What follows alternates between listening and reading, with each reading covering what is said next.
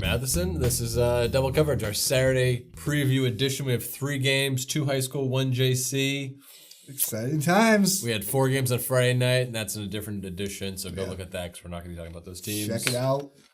Let's get right into it. 2 local teams, Santa Cruz, SLV, both looking to snap 5-game losing streaks. SLV will have the home field advantage and the homecoming, perhaps, disadvantage with all those. My prayers were answered. Those are all those distractions going on that usually happen during the week that some football coaches do not like. But yes. Both, like I said, both teams looking to build off of, they haven't had a win since week 0, both these teams. So I just did a short prayer. Did you see that? I didn't. I'm not sure if you believe in prayer or not, but it doesn't matter. But I prayed that you would not use the word schneid, and you didn't. I didn't. But both teams are looking to get off the schneid.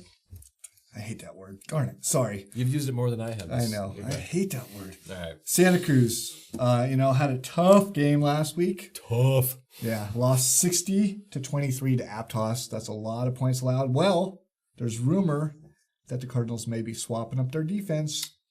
So, whether that pays dividends in Felton, we'll see. Yeah. I mean, like I was thinking there. Yeah, no, SLV. I'm so right with you. Aptos is definitely is a different team than SLV. Yeah. They're running different offenses. Yes. So I wonder is it specific? Is it going to be for the rest of the season? Oh, it is for the rest of the season, buddy. Is it going to be focusing on, is it because of the run game? The run defense isn't good? Is it because the pass defense isn't good? Yeah. So many questions. Yes. It'll be interesting to see how. I would say it's because the run defense isn't so hot. Well, sure, yeah. But no, I'm trying to add intrigue. Yes. Although Aptos passed quite well, too.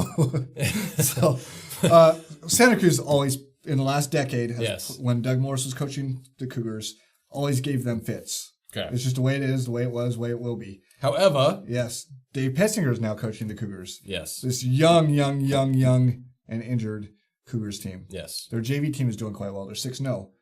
Santa Cruz isn't playing the JV team. They're playing the varsity team, and I think they have a pretty good advantage. You mentioned Doug Morris owned. They were 23-16-2 all time. This is the 42nd meeting. However, the Cardinals are 6-3-1 since 2003 against SLV. However, so they've been playing well recently. Yes, they have, which is good. Yes, it's good for us. I guess Santa Cruz, I don't think the players care about history, but Santa Cruz has the athletes to get it done. Dale Stoller, Ashton Davis should be back from his lower back spasms. Eddie Moreno. They have some talent. Yeah. And Drake Fenley could throw pretty well. He has some good receivers, and Alex Morris. And SLV coming off a 21-0 loss to Harbor, and I think the more I've been thinking about that game, I think the more you realize how important offensive rhythm is to a football team.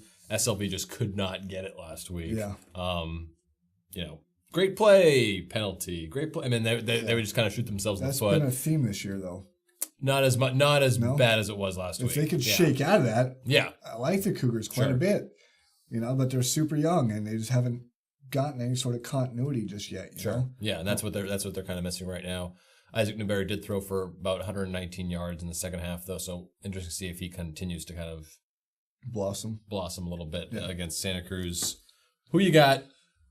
The Cougars are playing at home, right? They are. And it's homecoming week, all those distractions. I know. I normally like the home team, but I just feel like after the shellacking that Santa Cruz took last week, I have to go with them. Mm-hmm. I feel like they're just a little healthier, a much more experienced bunch. Okay. So I'm going with the Cardinals. Okay. I liked the way, Harbor ran the ball against SLV. I thought they did a pretty good job. So I think carrying that over, I like Santa Cruz as well to run the ball pretty well against SLV and get a win. Next game up on the docket, St. Francis, continuing with their independent schedule, taking on Limbrook, which of course but they lost their game against Harker, pick one up against St. Francis. They're in the El Camino division. They're 4-1. They're 0-1 their league, but we don't care about that. I do. What do we care about? I do care. I care about that a little bit. We do. This is a program that really, over the course of history, has not had a reputable football program. No. Looks like they're having a much better year. Sure. Even it is in the El Camino, Yeah. So that's a pretty good division, even though it's a lower division for the Santa Clara Valley Athletic League. Yeah. But St. Francis coming off a tough loss. I say tough because they hung around for a little bit. Yeah, and I think to SoCal. Yeah, I think quarterback Nick Sanders said we were supposed to get killed pretty much. Yeah. And I think I don't know if they're supposed to get killed, but I think everyone had them kind of falling short of SoCal. And I think they definitely held their own. They didn't really pull away. They were within one possession of SoCal until the fourth quarter. Getting killed. You did? Yeah, I did. Okay. I had them losing. I didn't have them getting killed. Normally I don't agree with high school athletes, but I agree 100% with what you said. You were supposed to really but they hung around. Yeah. Although Sandro looked like he got a hand on the helmet, type thing. He asked for some ice on his hand afterward. But if he's fine and, yeah. The other guys they look like no one was severely banged up. No. They're hanging around through the midway point of the season. Jonathan Carmona's still running the ball well, and Gareth Sassu still catching the ball well. Yeah. What you need to know about Limerick, though, they got 39 guys, which is a decent size for a team. However, they're actually lacking decent size across the board. Yeah. They're a run-first football team. They were going to run the ball. Their quarterback, Jared Jacoby, only has 35 pass attempts the entire season. Wow. 2 picks, 2 touchdowns. Otherwise, they're going with the ball. Eric Day is their lead guy. And they have Jonathan Chang, Jason Larch. Each guy, though, is less than 6 feet and roughly 160 pounds. So they're all about the same, probably speed. You said John Chang. What about Eric Day? Eric Day is 5'9", 165. He's their leading guy. Yeah, but they're all kind of the same build. There's not like the speed back and then the big hulking fullback type that goes up the middle. So it'll be interesting to see how they operate. How big? What's their size again? One more time. Roughly between 5'8" and 5'9" and 6 feet. And how many pounds? The running back's about 150 to 165. I thought 150 was hulking. Well, I'm going to have to reassess myself personally. Okay, they're not hulking, but they're small, shifty guys. Sure, yeah. Well, in that case, which is interesting for a run-first football team. Usually, you see one kind of difference, in the lineup there that is the big kind of bulldozer type. St. Francis isn't hulking either. They have a couple big linemen, two or three, and other than that, it's going to be a good. But 39 players, you'd expect something. That's all I'm saying. Okay. That's all I'm saying. It sounds like you're bashing Limerick. Well, I am picking St. Francis to win, yes. Same here. Yeah. I'm just going to say that right there. There you go. Our 7th and final game of the week. Yes. Our 3rd and final game of Saturday. Road trip. San Jose City hosting Cabrillo College for the Coast Conference South opener between the two teams. Both teams 1-4. San Jose City coming off their first win, an 18-10 victory over West Hills. That is, 27-10. That is not accurate. 27-10 victory over West Hills. And, of course, Cabrillo won 2 weeks ago over Redwoods. Looking to get back to that offensive magic. Yes, last week, not so hot. Not so much. Once again, another road game, though. So. Yes, 3rd in the row for Cabrillo, so they're getting used to it, I imagine, at this point. They'll bring some fans over. Sure. It's not that far. It's just over the hill. Yeah. So... whoever they start at quarterback, I don't know, Lucas Romanski or Brandon Lane. Romanski got injured early in the game last week against Chabot, and Brandon Lane filled in, did his thing, but of course Chabot was a different beast. Yeah. NorCal ranked Chabot, that is.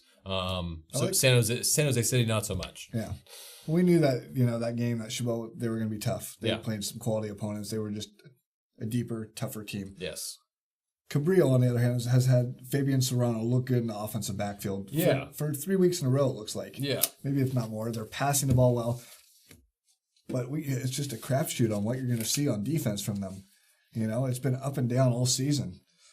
I mean, the Redwoods was high. Yeah. But they got the win. Yeah. But it took a lot. I mean, they got a late interception. They had a late, game-winning drive. 150 points in their last 3 games they allowed. They're allowing like 40 points a game, if not more now. That's just a bit much when their offense isn't. Yeah, it's not a good thing. They need to get some pressure. Yeah. Same thing. Broken records. Sure. Pressure on the quarterback. Pressure in the backfield. And maybe get a turnover or two. San Jose City, of course, doesn't put up that many points. At least they haven't this season. Like we mentioned, the 27-10. Otherwise, it was 18-0. They have 2 games where they've had 10 points or less. Yeah. So they're struggling a little bit offensively. I think that plays into Cabrillo. Obviously, obviously that's going to help Cabrillo with them not being as high powered as Chabot or Redwood. Totally. Yeah. The level of execution will increase. And the question is who's starting a quarterback for Cabrillo? But I think no matter who it is, both guys have starting experience at this point in the season. And I think Lane, although he did have to fill in, I think, with a week to prepare. If he's the guy this week, he'll be much better. I think we're week 5. Throughout the season, it's happened every other game. We're going to see split action between those guys. Yeah. So I'm just anticipating that. Sure. I just think defensively is the big question. And if they could put pressure on Jaguars quarterback Broderick Thomas, because he's also their leading rusher. He's the guy to focus on. Yeah, that's the guy. You disrupt that offense, disrupt him, get everything out of flow. Yeah. Then I like their chances if they could do that. Because otherwise, San Jose would probably try and pound the ball a little bit too with Jakari and Omari Carr. Yes. The Oak Grove relatives. So. I've never seen them, but I saw the brothers and they're fast. Yes. So I imagine it carried over. Exactly. So I'm sure they're going to try and get them in the into open space and cause some havoc. Exactly. So go Seahawks. I like Seahawks too. I think with what I've seen with the offense, and I said that last week against Chabot, and I was totally wrong. Yeah. But I think I'm going to redeem myself this week with Cabrillo. So is Cabrillo. That's a wrap. Wrap it up. We're done here. Yes, we are. Stop watching. Go home. They know the drill. 3 games in the books. That's all. That's it for Saturday. If you want to see our Friday's edition, get this. Go watch Friday's edition. Go to YouTube. Check us out. Go to Santa Cruz Sentinel. Check us out. You can follow us on Twitter. You can follow us on Tout. You can like us on Facebook. You can like us in real life. You can like us in fake life. You can like, and you can read us all online as well at santacruzsentinel.com. /. Oh, yeah! The streak is over.